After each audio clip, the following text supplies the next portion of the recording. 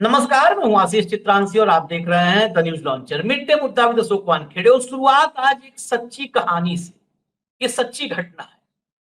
2022 साल था और तारीख थी 11 जुलाई।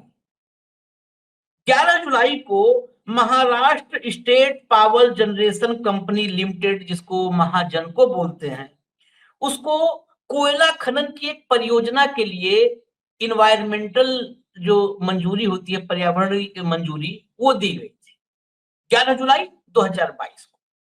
6300 एकड़, 14 गांव उसमें थे। 6300 एकड़ में 14 गांव, ये पूरा इलाका सौंप दिया गया। 2 साल बाद 15 जनवरी 2024 को एनजीटी, नेशनल ग्रीन ट्रिब्यूनल, इसकी जो भोपाल पीठ है, इसने एक फैसला सुनाया। और बड़ा लंबा चौड़ा फैसला था, 209 पन्नों का फैसला था। इसमें कहा कि ये कानूनी रूप से बहुत सारी इसमें खामियां हैं, और इसके अलावा स्वास्थ्य, पर्यावरण, तमाम ऐसे हैं मानक जिसके स्टैंडर्ड को अगर देखा जाए तो ये उल्लंघन करता है, बहुत सारी खामियां। और उस पर्यावरणीय मंजूरी को रद्द कर दिया एनजीटी की भोपाल पीठ। 2 साल, 7 महीने का वक्त सिर्फ गुजरा था, सिर्फ 7 महीने। 7 महीने बाद दोबारा, जिसको एनजीटी ने रद्द किया था इलीगल बताते हुए, दोबारा सरकार ने उसको पर्यावरणीय मंजूरी दे दी और वहां पर काम शुरू हो गया दनादन। एक एक दिन में वहां पर 2,500-3,000 पेड़ काटे जाने लगे। 2,500-3,000 पेड़। और ये ढकोसला करते हैं, माँ के नाम पे पेड़ लगाओ। अरे सब तुम काट दोगे, माँ के नाम पे लगाए कि हम बाप के नाम पे लगाए, सब तुम काट ही दोगे। और काटने वाला कौन है? गौतम अडानी। पहली बार महाजनको को गया था, महाराष्ट्र स्टेट पावर जनरेशन को गया था ये, जो भोपाल पीठ ने रद्द किया। 7 महीने बाद जो दोबारा मंजूरी मिली थी, वो मिली थी गौतम अडानी को। अब गौतम अडानी दनादन काट रहा है। लेकिन ये कहानी सिर्फ हमने शुरुआत में सुनाई थी, ये कहानी एक खबर से जुड़ती है। दरअसल अडानी को बचाने के लिए मोदी ने सवेरे 6 बजे ईडी भेज दी।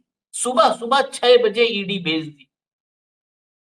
राहुल की टीम रोक दी जाए, कैसे भी रोकी जाए, कोई भी तरकीब करनी पड़े। इसके लिए अगर बेटे को भी टारगेट पर लेना पड़े तो बेटे को भी टारगेट पर लेने में रत्ती भर गुरेज नहीं। लाइए भाव को जरा, ये पूरी कहानी बड़ी इंटरेस्टिंग है, जोड़ी। स्वागत है भाव। चलते हैं जरा छत्तीसगढ़ दर्शन करने। सवेरे 6 बिल्कुल। बजे भूपेश बघेल के बेटे के घर छापेमारी। अच्छा, गजब का कोइंसिडेंस देखिए। 23 अगस्त की तारीख, भूपेश बघेल, पहले हम कहते कि भूपेश बघेल बड़े ईमानदार हैं, हम मोहर लगाने नहीं आए। हम मोदी जी और अडानी जी क्या कर रहे हैं ये बताने आए। सवेरे 6 बजे भूपेश बघेल के घर ईडी की टीम पहुंच जाती है। 23 अगस्त याद कीजिए, पिछले साल 23 अगस्त की तारीख भूपेश बघेल का जन्मदिन था। ईडी की छापेमारी हो गई। आज की तारीख सनद रहे आपको, ये भूपेश बघेल के बेटे का जन्मदिन है। आज सुबह ईडी पहुंच गई। ये दिन जन्मदिन की वजह से नहीं हुआ है, असली वजह थी कि आज छत्तीसगढ़ में विधानसभा का सत्र जो चल रहा है उसका आखिरी दिन था। और इस आखिरी दिन, जो मैं अभी शुरुआत में कहानी सुनाया, तमनार के जंगल जो काटे जा रहे हैं दनादन, उस पर प्रश्न उठने वाला था। अब उसको पूरा का पूरा विषय ही डाइवर्ट कर दो अडानी से, क्या इसीलिए ईडी पहुंची है? इसी सवाल के साथ हम शुरू करेंगे। विजुअल दिखा देते हैं पहले, सबसे पहले ईडी की छापेमारी का विजुअल जरा दिखाइए। ये जो ईडी की टीम पहुंची, फटाफट दिखाइए कंट्रोल रूम। ये है ईडी की टीम की छापेमारी के विजुअल्स। इस विजुअल के बाद बस हो गया विजुअल। अब जरा 2 ट्वीट हैं भूपेश बघेल के, वो दिखाइए और फिर भूपेश बघेल को सुनाएंगे और भाव के पास चलेंगे। ये ट्वीट देखिए, पहली पलट। ईडी आ गई, आज विधानसभा सत्र का अंतिम दिन है। अडानी के लिए तमनार में काटे जा रहे पेड़ों का मुद्दा आज उठाना था। भिलाई निवास में साहेब ने ईडी भेज दी। भिलाई निवास में भेज दी। नेक्स्ट नेक्स्ट, अगला ट्वीट। जन्मदिन का जैसा तोहफा मोदी और शाह जी देते हैं वैसा दुनिया के किसी लोकतंत्र में और कोई नहीं दे सकता। मेरे जन्मदिन पर दोनों परम आदरणीय नेताओं ने मेरे सलाहकार और 2 एसडी के घरों पर ईडी भेजी और अब मेरे बेटे चैतन्य के जन्मदिन पर मेरे घर पर ईडी की टीम छापामारी कर रही है। इन तोहफों का धन्यवाद ताउम्र याद रहेगा। दोनों ट्वीट आ गए। अब जरा भूपेश बघेल को सुनवा देते हैं, छोटी सी क्लिप है, बाइट है, सुनवा देते हैं। लाइए फटाफट। भैया डायरेक्ट आवाज दो ना, डायरेक्ट आवाज। पिछले समय 2023 में मेरे जन्मदिन में ईडी भेजा गया था। अब आज तो विधानसभा में अडानी का मामला उठा है और अपने मालिक को खुश करने के लिए मोदी और शाह ने ईडी मेरे घर भेज दिया है।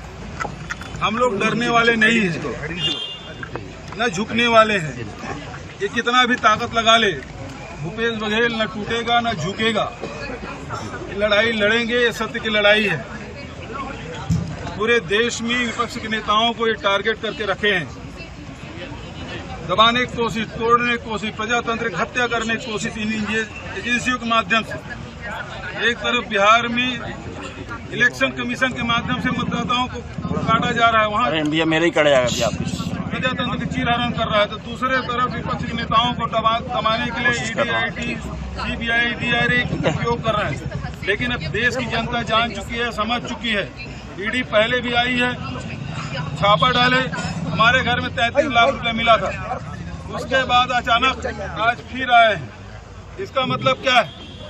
हम लोग एजेंसी को पूरा सहयोग करेंगे, इनको विश्वास हो ना हो, हमको लोकतंत्र में विश्वास है, हमको न्यायालय पे विश्वास है, हमको एजेंसियों पे, हम एजेंसियों को सहयोग कर रहे हैं। एजेंसी भले दुरुपयोग ये लोग करें, लेकिन हमारे तरफ से एजेंसी को पूरा सहयोग रहेगा। चलिए, एजेंसी पूरा सहयोग करेंगे, लेकिन फिर सवाल भूपेश बघेल का नहीं है, सवाल तमनार का है, सवाल आदिवासियों का है, सवाल अडानी का है। बाबू देखिए आशीष जी, हमारे यहाँ एक बीजेपी ने बहुत आरोप लगाया था कि कोल स्कैम हो गया, यूपीए सरकार में कोल स्कैम हो गया। तमाम कोल की जो माइंस थी वो कई लोगों को अलॉट हो गई, वो कैंसिल हो गई। उसमें बीजेपी के नेता संचेती भी थे नागपुर के, जो राज्यसभा में रहे हैं, उद्योगपति हैं। उसमें मीडिया जगत के जो बेताज बादशाह है महाराष्ट्र के, मराठी मीडिया के, लोकमत के दर्डा साहब, वो भी है, उनको तो सजा हुई है, वो तो जमानत पे है वर्तमान में। उसके बाद ये तय हुआ कि ये सिर्फ सरकारी जो राज्य सरकार की अपनी थर्मल पावर प्रोजेक्ट है, उसके कैप्टिव माइन दिए जाएगी। कैप्टिव मींस उसके लिए राजस्थान का अपना थर्मल यूनिट है, उसके लिए राजस्थान को माइन अलॉट होगी, क्योंकि राजस्थान में तो माइन कोल की नहीं है। तो कोल की माइन जहाँ पे है, जो महाराष्ट्र के विदर्भ में है या छत्तीसगढ़ में है, तो ये माइंस जो है, या झारखंड में है, ये बिहार में है, तो ये जो झारखंड में गया एरिया, वो ये माइंस अलग अलग राज्यों की अलग अलग इकाइयों को अलॉट हुई। अब देखिए गेम कैसा होता है। अडानी जी ने वहां खेल कर दिया, उन राज्यों को बोला आपको माइन तो अलॉट हो गई, लेकिन माइनिंग तो आता नहीं है। तो एक कंपनी बनाई जो राज्य सरकार के लिए माइनिंग करेगी, और अडानी जी माइनिंग करेंगे राज्य सरकार के लिए। माइन राज्य सरकार की कहलाई जाएगी और माइनिंग वहां अडानी करेंगे। उस माइन पे पूरा नियंत्रण अडानी जी का रहेगा। कुल मिलाकर माइंस सारी अडानी के पास चलेगी। अडानी कोल के बड़े प्लेयर है, चाहे ऑस्ट्रेलिया में माइन हो, चाहे इंडोनेशिया का ट्रेड हो, चाहे तमिलनाडु का सप्लाई हो, या गुजरात का सप्लाई हो। अडानी सेट के बगैर कोल इस देश में घूमता नहीं इधर से उधर। तो वो कोल के बेताज बादशाह है। अब बघेल जी का आरोप है, क्योंकि ईडी कहती है कि हमने जो लॉटरी कांड है, महादेव ऐप वाला मामला जो है, उसके चक्कर में, या शराब घोटाले में, खासकर शराब घोटाला जो हुआ 2000 करोड़ के आसपास, जिसमें टूटेजा और 1-2 लोग और है सब अटके हुए, ये सारे लोगों के ऊपर वो लगातार शराब घोटाले को लेकर, आपने देखा होगा शराब घोटाले में दिल्ली सरकार नप गई, शराब घोटाले में उसको घेर लिया था सोरेन को, और शराब घोटाला छत्तीसगढ़ में तो वाकई घोटाला था, मैं ये नहीं कहता कि घोटाला नहीं था। छत्तीसगढ़ में बघेल साहब ने आंधी काटी थी और उसका इन्वेस्टिगेशन हो रहा था। अब आज आखिरी दिन है और जो तमनार में माइंस जो पेड़ कटे जा रहे हैं, जो आपने आंकड़ा दिया पेड़ का, वो आपने कहा कि 2500-3000, वो बड़े शातिर तरीके से पेड़ काट रहे हैं। जिस पेड़ का तना 3 मीटर का है, इमेजिन करिए, मतलब मेरे भी हाथों में नहीं आएगा, इतना विशाल का है तना, उसी को पेड़ मान रहे हैं वो। तो 1 मीटर, 2 मीटर, 2.5 मीटर तने वाले हजारों पेड़ है। तो जहां कागज पे 3000 पेड़ कटते हुए दिखाई देते हैं, वहां असल में 30,000 पेड़ कट रहे हैं। उसका तो हिसाब ही नहीं, वो अलग एक स्कैम है। पेड़ किसको माने? 3 मीटर मतलब तो समझ भाव, 10 फीट उसकी परिधि हो, 10 फीट परिधि हो, मतलब वो पेड़ जो है, वो पेड़ कम से कम 70, 80, 90 साल का है। हाँ।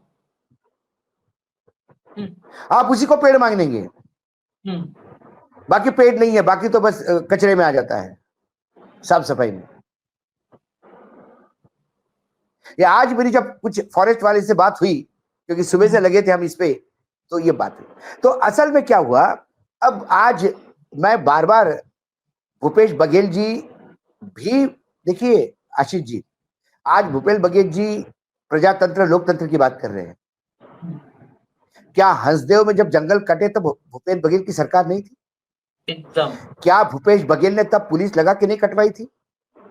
क्या भूपेश बघेल ने अपने ही नेता राहुल गांधी को मुंह पे बल नहीं गिराया था? वही राहुल जी चुनाव के पहले, कांग्रेस की सरकार आने के पहले, उन्हीं आदिवासियों के बीच में बोला था कि नहीं, मेरी सरकार आएगी तो एक पेड़ नहीं कटने दूंगा। उसके बाद हजारों पेड़ कटे। उस पर हमने कई शोज भी किए, क्योंकि तब बघेल साहब को ईडी में अडानी जी मदद कर रहे थे, ऐसी चर्चा थी। भाई बघेल की सरकार थी, अडानी जी को तो मदद करनी थी। तो ईडी के मामले में ये तक हो गया छत्तीसगढ़ में कि ईडी को सुप्रीम कोर्ट जाना पड़ा, और सुप्रीम कोर्ट से गुहार लगाई कि भाई ये केसेस आगे नहीं बढ़ रहे, कुछ करिए इसमें, हायर कोर्ट से। तब उनको लगा कि अडानी जी से मेरी बहुत अच्छी दोस्ती होगी। लेकिन अडानी जी एक उद्योगपति है, वो जल चढ़ाते हैं सिर्फ उगते सूरज को। डूबे हुए सूरज की तरफ पीठ करके खड़े हो जाते हैं, क्योंकि छत्तीसगढ़ में बघेल की सरकार थी और सारा खेल करवाना था, तो तब मदद करते रहे। अब उनकी खुद की सरकार है वहां पे एक रिटायर्ड आईएएस ऑफिसर है चौधरी, जिसने वीआरएस लेके चुनाव लड़ा, और वो वित्त मंत्री है। सरकार वहां मुख्यमंत्री नहीं चलाते, सरकार चौधरी साहब चलाते हैं, सारी ब्यूरोक्रेसी वो तय करते हैं, और चौधरी खेलते हैं अमन सिंह के हाथ। चौधरी रिपोर्ट करते हैं अमन सिंह को, और अमन सिंह जो रमन सरकार में सब कुछ हुआ करते थे, अभी अडानी जी के कंपनी में डायरेक्टर है। ये नेक्सस है। तो अब तो अडानी के प्यादे की सरकार है, अडानी की भी नहीं। अडानी के प्यादे की सरकार है, तो वहां बघेल की क्या जरूरत? और बघेल जी का यदि अब पसीना, बिल्कुल सीना पानी पानी हो रहा है, दिल उनका तमनार में पेड़ कटने के कारण, और जब वो सवाल उठाने के लिए आज तय था, तो आज ईडी की रेड हो गई। अडानी जी की दोस्ती भी नहीं थी और दुश्मनी भी थी, खासकर राजनेताओं के लिए। जो हमारी यूट्यूबर्स है, जो अभी अडानी अडानी कहते हैं, उनको भी इस बात को समझ आनी चाहिए। जिस दिन आपका उपयोग खत्म हो जाएगा, आपको पूछने वाला कोई नहीं होगा। नहीं, वो तो समझ गए भाऊ, इसीलिए तो समझ करके ही तो अडानी से डील कर लिया, अडानी से ले लेके पैसा सबके सब बताने लगे कि अब वीडियो में वो आ गया है। अडानी वाले वीडियो क्या बताए, अडानी का वीडियो होता तो आजकल बिल्कुल चलता नहीं, मतलब कीवर्ड सप्रेस हो जाते हैं कीवर्ड ही सब और हो किसी गया है। और कम से कम तो वो कीवर्ड सप्रेस करते हैं, बाकी लोग तो कुछ और कुछ बताते हैं, बाकी लोग तो अडानी को विकास ही बताते हैं, छोड़ दीजिए इस बात को। तो ये जो बघेल के टाइम पे अडानी जी को एंट्री हुई, तब बघेल जी कहाँ थे? अब बघेल जी पुराना वास्ता दे भाई, बघेल जी को बहुत मदद की। उसके बाद भाई देखो, जिस दिन हमारा पालतू कुत्ता हमें काटने लगे, उसे पागल घोषित करके गोली मार दी जाती है। अडानी वही कर रहे हैं। गौतम अडानी धंधा करने बैठे, वो नेताओं को झेलने थोड़ी बैठे। हाँ, वो तो कहीं दूसरे प्रधानमंत्री आएंगे तो उनकी जय जयकार करना शुरू कर देंगे। जिस रिलायंस को कांग्रेस ने बनाया, धीरू भाई अंबानी का पूरा खेल ओजीएल इन और ओजीएल आउट में रहा प्रणव दा के सामने। जो पूरा साम्राज्य अंबानी का खड़ा है कांग्रेस की वजह से। आज वो मोदी जी के साथ हो गए क्योंकि उनको उनका साम्राज्य ठिकाना है भाई। जब कांग्रेस के नेता जिनके घर में 2-2 मुख्यमंत्री पद दिए, पिता भी मुख्यमंत्री बेटा भी मुख्यमंत्री, बहुत कम जगह होता है ऐसा, बाप बेटा दोनों मुख्यमंत्री हो। वो अशोक चौहान भग लिया कांग्रेस को छोड़ के।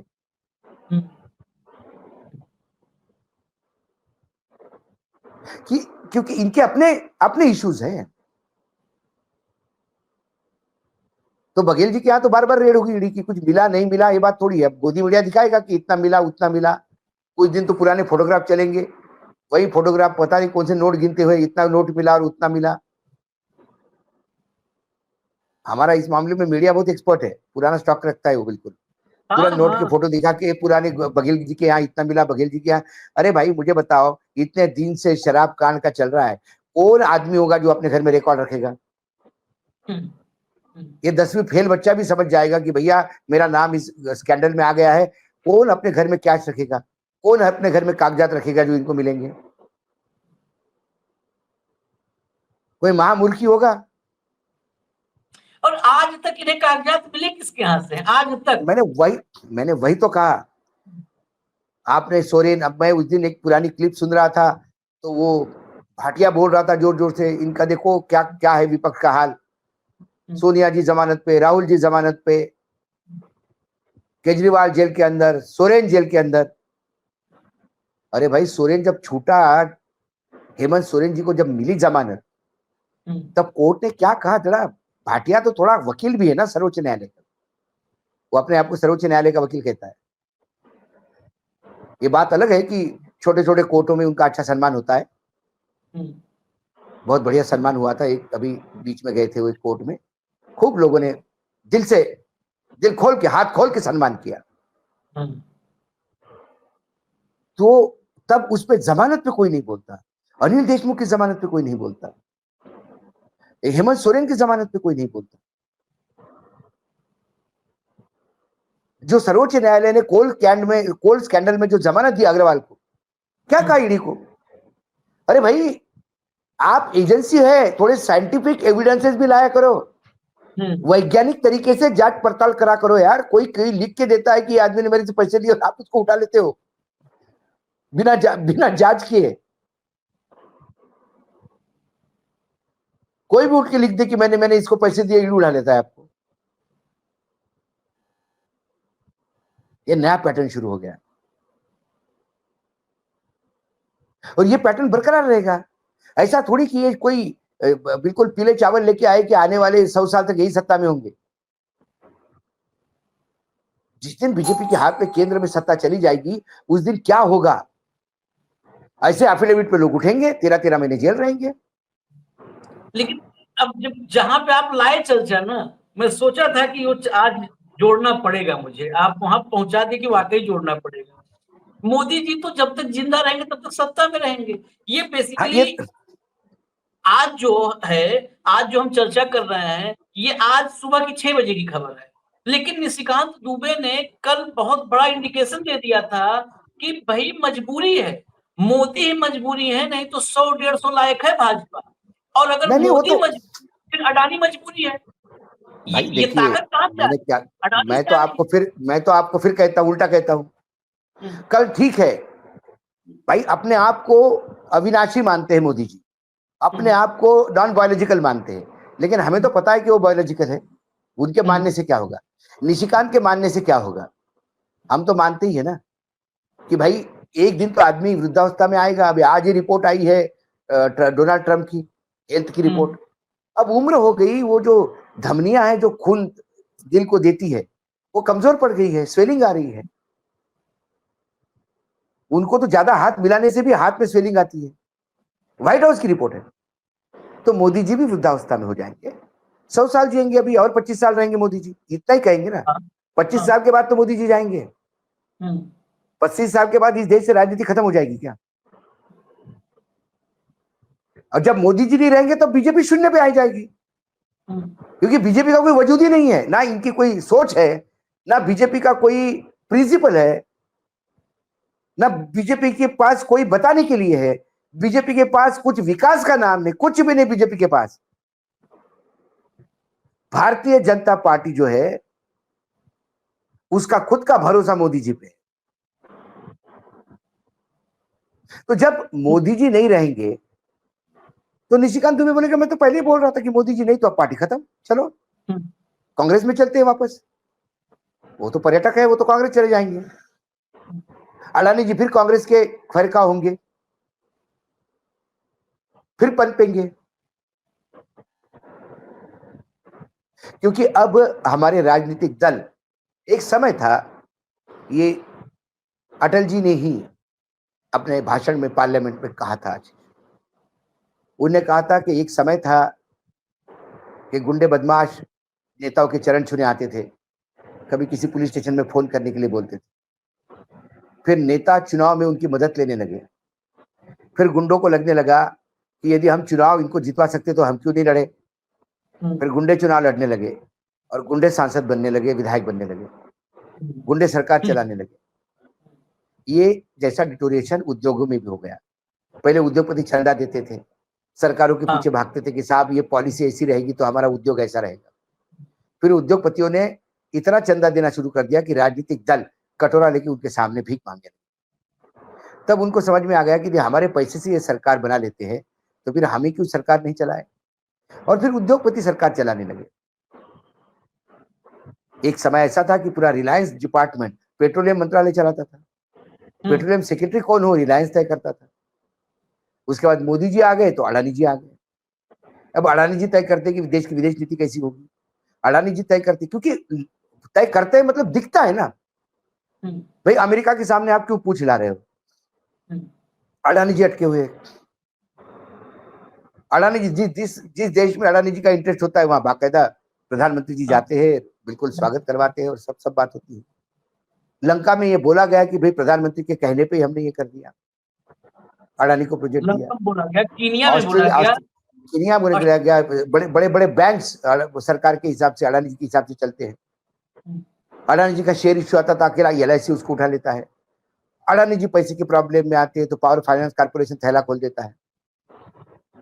तो ये सरकार चलाने वाली बात है ना। तो जब अडानी जी सरकार चलाते हैं तो फिर यूपीए की कल सरकार आएगी तो वो भी चलाएंगे। अकेले राहुल गांधी चिल्लाते रहेंगे, अकेले राहुल गांधी जी क्या कर लेंगे, और सब मिलकर समझा देंगे कि अडानी जी नहीं तो फिर आपकी भी सरकार नहीं, समझा कीजिए। आप मत मिलिए अडानी जी से, लेकिन फिर अशोक गहलोत से लेके बघेल तक ये सब हम है ना यहाँ पे, क्यों चिंता करते हैं। बहुत पुराने संबंध है हमारे, जब आप अडानी जी को गाली दे रहे थे तब भी हमारी दोस्ती थी। तो कुल मिलाकर ये बात है। तो लेकिन ये जो टाइमिंग है बर्थडे का, आपने खास तौर पर कहा बर्थडे का टाइमिंग जो होता है, ये बहुत तरीके से आपने कभी देखा होगा, कोई कांग्रेस का कोई एक आध इवेंट होना हुआ लगा तो तुरंत प्रधानमंत्री का कई दौरा निकल जाता है, पूरा फोकस उस पर होता है कि ये किसी भी हालत में माइलेज नहीं लेने देना। आज बघेल का बेटा हो सकता है, उसके पोस्टर लगे होंगे कि युवा हृदय सम्राट चेतन बघेल को हार्दिक बधाई जन्मदिन की, देश का युवा नेतृत्व, कुछ बोर्ड भी लगते हैं इसी जगह पे। उन्होंने पूरे इवेंट को आज गला दिया। बघेल का जन्मदिन है, देव रेड, रेड से बघेल चर्चित है, जन्मदिन से नहीं। तो ये नेगेटिव चर्चा होती है, और बार बार रेड होने से लोगों को भी लगता है कुछ तो होगा यार, एजेंसी क्यों इतनी रेड कर रही है। तो एक नरेशन डेवलप करने के बाद है। हाँ, लेकिन बघेल जी आज बिल्कुल कह रहे हैं कि वो सवाल उठा रहे थे, बिल्कुल सवाल उठाएंगे, क्योंकि अडानी जी पूछते नहीं तो फिर वो सवाल उठाने लगते हैं। फिर सत्ता में आ जाएंगे तो फिर अडानी जी चाय पीने बैठ जाएंगे इनके पास। यही सबसे बड़ी दिक्कत है। देखिए, अडानी जी तो सबको मिलते हैं, गौतम अडानी जी की दुश्मनी तो किसी से नहीं, वो ममता दीदी को भी मिल के आए। लेकिन ममता दीदी ने पोर्ट अडानी को नहीं दिया, JSW को दिया। याद होगा आपको, जो कलकत्ता में जो अडानी का बड़ा डील हाथ से गया। ये बात बघेल जी करते तो बात अलग थी, लेकिन बघेल जी पहले से अटके हुए थे आकंठ भ्रष्टाचार में, इसलिए उनको एक रास्ता चाहिए था, बैकडोर एंट्री। तो जिन जिन नेताओं को वर्तमान सरकार के बैकडोर एंट्री चाहिए, तो उसका दरबान गौतम अडानी जी है, उसकी चाबी उनके पास है। उसकी चाबी क्या, ये मान लीजिए कि सबकी चाबी अडानी के पास है, ईडी की चाबी, CBI की चाबी, सबकी चाबी अडानी के पास है, क्योंकि उसी साइड सिस्टम से ये बात बहुत बेहतर समझा निशिकांत दुबे ने कि मोदी ही है जो सत्ता में ला सकते हैं, बाकी भाजपा के बस की नहीं है 150 सीट पहुंचना। नहीं, इस मामले में उसने बेबाक बात की, उसने बहुत सारी सच्चाई बताई कि भाजपा का कोई विकास का मॉडल ढकोसला है। कोई विश्व गुरु नहीं है, सिर्फ मोदी जी है इसलिए जीतते हैं, पॉइंट नंबर 1। पॉइंट नंबर 2, हमारा अध्यक्ष इसलिए नहीं कि संघ कुछ कह रहा और ये कुछ कह रहे, वो बड़ी बात नहीं है, अंदरूनी बहुत झगड़े हैं, बहुत सारे प्रॉब्लम्स है, इसलिए अध्यक्ष घोषित नहीं हो रहा है। ये अमित शाह भी झूठ बोल रहे हैं हाउस में कि हमारी पार्टी बहुत बड़ी है, इसलिए कुछ बड़ी नहीं है, झगड़े है भाई, क्या करें। और ये बता दिया उन्होंने, निशिकांत ने ये भी बता दिया कि संघ और भाजपा की मजबूरी मोदी जी है, मोदी जी की मजबूरी संघ नहीं है। इसके मायने हैं कि कल यदि संघ कुछ टेढ़ी चाल चलेगा तो मोदी जी अपनी पार्टी खड़ी करके सत्ता में बने रह सकते हैं। ये जो चर्चा हम लोग अडानी से निशिकांत पे शिफ्ट हुए, दरअसल निशिकांत दुबे कॉर्पोरेट का वो चेहरा है जो भारतीय जनता पार्टी में, ये सब जुड़ा हुआ है, कनेक्ट है। नहीं, बिल्कुल है जो भाजपा में उधम मचाए हुए है। निशिकांत दुबे कोई समाज सेवा के लिए थोड़ी जाने जाते हैं, कोई राजनीतिक जमीन के लिए थोड़ी जाने जाते थे। वो पॉलिटिकल अफेयर सबने, मतलब वो लाइजनिंग करते थे पहले, जिसको हिंदी में दलाली कहते हैं, जो बड़ा बुरा शब्द लगता है, लेकिन लाइजनिंग करते थे। वो हो गया, वो मीना हो गए, आपके रेलवे मंत्री अश्विनी वैष्णव, सॉरी मीना नहीं, अश्विनी वैष्णव, वो ये सब कारपोरेट खिलाड़ी हैं।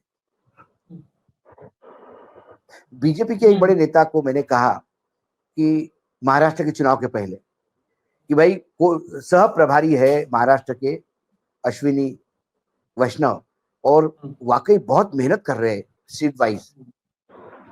तो उन्हें हंस के कहा, बहुत बड़े नेता है बीजेपी के, अरे वो काहे को ये सब नौटंकी कर रहा है, उसका काम फंड के लिए बोला गया है उसको, वो थोड़ी रणनीति, उसको क्या आता है, रणनीति करेगा वो, उसके लिए बहुत लोग हैं वहां पे। तब मुझे समझ में आ गया कि उपयोग क्या है सही। पूरा कॉर्पोरेट, बेसिकली सरकार को अब कॉर्पोरेट चला रही है, वही कॉर्पोरेट, उस कॉर्पोरेट का जो फेस है, वो फेस वाकई किसी भी पार्टी की मजबूरी हो सकता है। इसीलिए हो सकता है, लेकिन जब सरकार कोई एक ड्राइव चलाती है तो जनता इस सरकार के नए योजनाओं से थोड़ा आशंका की दृष्टि से देखा करो। एक पेड़ माँ के नाम पे इसलिए लगाया जा रहा है कि इस माँ, जो अपनी धरती माँ जिसको हम कहते हैं, धरती माँ के जो अपनी खुद की संपत्ति थी, धरती माँ के जो बच्चे थे पेड़, उसको काटना है। और अपने माँ के नाम पे पेड़ इतना जोर से चला दिया देश में कि कितने पेड़ कट गए, उस आरी की आवाज भी किसी के कान पे नहीं पड़ती। सैकड़ों साल पुराने पेड़, 3-3 मीटर के तने वाले पेड़ धनाधन कट रहे, 1 मीटर 2 मीटर का तो हिसाब ही नहीं। कह रहे हैं कि एक पेड़ माँ के नाम, और अडानी जी सब आप एक पेड़ माँ के नाम लगाओ, और उधर से जो है सरकार के पीछे छिप करके पिताजी आएंगे कॉर्पोरेट वाले, वो काट के लेके चले जाएंगे, क्योंकि भाई माँ के नाम पे लगाया तो हम ले जा रहे हैं काट के, वो आके काट के लेके चले जाएंगे। पेड़ माँ के नाम, पेड़ माँ के नाम, संपत्ति बाप की। हाँ, वो काट के लेके देश चल के दो। बाद, हाँ ये है स्थिति। और इसके साथ साथ मैं बताऊं कि मीडिया की हालत, आखिर में मीडिया की हालत, जब हम इस खबर के बारे में पढ़ रहे थे तो मीडिया में तमाम जगहों पे खबर छपी थी कि तमनार के फलाने गांव में हेल्थ कैंप लगाया है अडानी ने। वो जो इलाका है जिसको पूरा खोद डाल रहे हैं, पेड़ काट रहे हैं, वहां पे ग्रामीणों के उनके दांत चेक करने के लिए, आंख चेक करने के लिए, नाक चेक करने के लिए, मुंह चेक करने के लिए वहां हेल्थ कैंप लगवाते हैं। खबरें ये आपको बताई जाती हैं, ये नहीं बताया जाता है कि जल जंगल और जमीन का अधिकार छीन करके इस देश को नंगा कर दिया जा रहा है, नंगा नंगा। आदिवासियों का जल जंगल जमीन अगर आप छीन लिए तो फिर बचा क्या? वही तो है उनकी पूंजी, उसी में तो वो रचे बसे हैं, वही तो उनका जीवन है। हमें इजाजत दीजिए, नजर बनाए रखिए अभी क्या क्या कटता है। देश की नाक कट रही है, सबसे बड़ी बात है, पेड़ कट रहे हैं, नाक कट रही है, क्या क्या कटेगा देखते जाइए। हमें इजाजत दीजिए, जनता की जेब कट रही है। हाँ, जनता की जेब कट रही थी, नाक कट रही, मतदान यादी से आपका नाम कट रहा है। हाँ, बहुत कटने पर ही एक प्रोग्राम कर सकते हैं हम कि वोटर लिस्ट से नाम कट रहा, महंगाई जेब कट रही है, आदिवासियों जंगल कट रहे हैं और देश नाक कट रही है। फिर बचा क्या? बचा है थाली और ताली। बजाइए बजाइए कि देश आनंद उठाइए, 56 छाती वाले आनंद उठाइए, आनंद उठाइए। हमको इजाजत दीजिए, हम फिर आएंगे बाबू के साथ अगले कार्यक्रम में। धन्यवाद। नमस्कार। नमस्कार। नमस्कार।